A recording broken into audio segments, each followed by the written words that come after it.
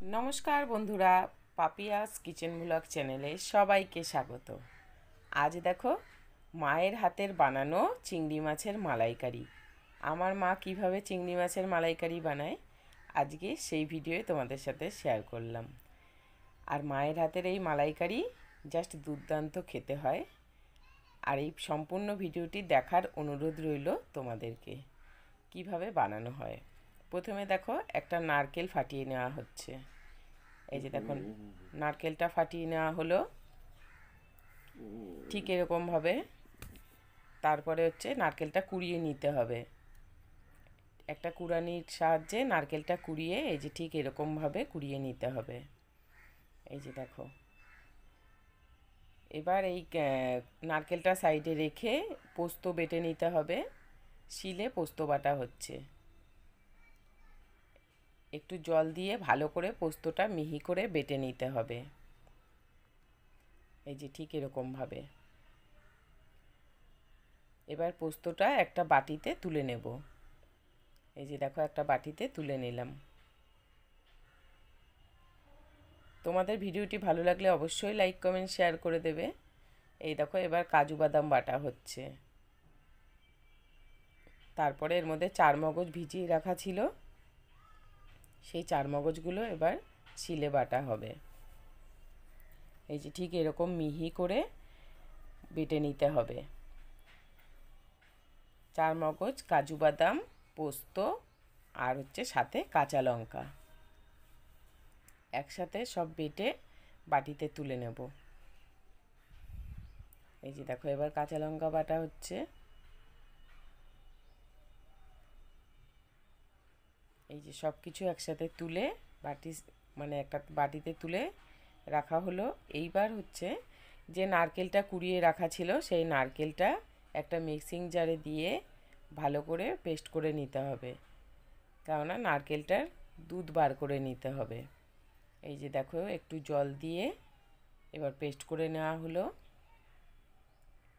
এবার একটা ছাঁকনির সাহায্যে এটার দুধটা বার করে নিতে হবে। এই যে দেখো একটা ছাঁকনি নিয়ে নেওয়া হলো। এবার চেপে চেপে দুধটা বার করে একটা বাটিতে ঢেলে নেওয়া হবে। এই যে দেখো বাটিতে ঢেলে নেওয়া হয়ে গেল।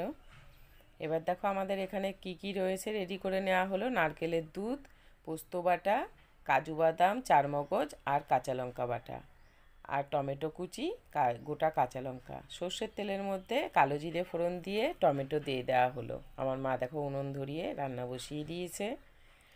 এবার এই টমেটোর মধ্যে নুন দিয়ে দেওয়া হলো, দিয়ে একটু ভালো করে নাড়াচাড়া করে নেওয়া হচ্ছে। টমেটোটা বেশ ভালো নরম হয়ে আসবে। এদিকে দেখো মশলাগুলো রয়েছে। টমেটোটা ভালো নরম হয়ে আসলে ওর মধ্যে ধুয়ে রাখা চিংড়ি মাছগুলো দিয়ে দেবো। এই যে দেখো সব চিংড়ি মাছগুলো এবার ছেড়ে দেওয়া হয়েছে এই তেলের মধ্যে, দিয়ে একটু ভালো করে নাড়াচাড়া করে নিতে হবে। যখন বেশ একটু নাড়াচাড়া করা হয়ে যাবে 5 মিনিট মতন, তারপরে এর মধ্যে দিয়ে দেবো কাজু বাদাম, চারমগজ, কাঁচা লঙ্কা আর পোস্ত বাটা, গোটা কাঁচা লঙ্কা দিয়ে ভালো করে নাড়াচাড়া করতে হবে। এই যে দেখো এরকম ভালো করে নাড়াচাড়া করে নেওয়া হলো।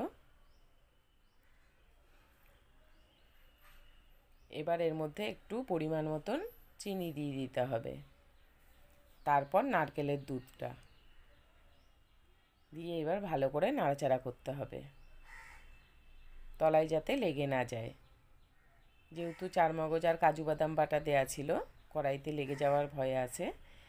এই জন্য ভালো করে নাড়াচাড়া করে নারকেলের বাটিটা ধুয়ে একটু জল দিয়ে দেওয়া হলো, চিংড়ি মাছগুলো যাতে ফুটে ভালোভাবে সেদ্ধ হয়ে যায়।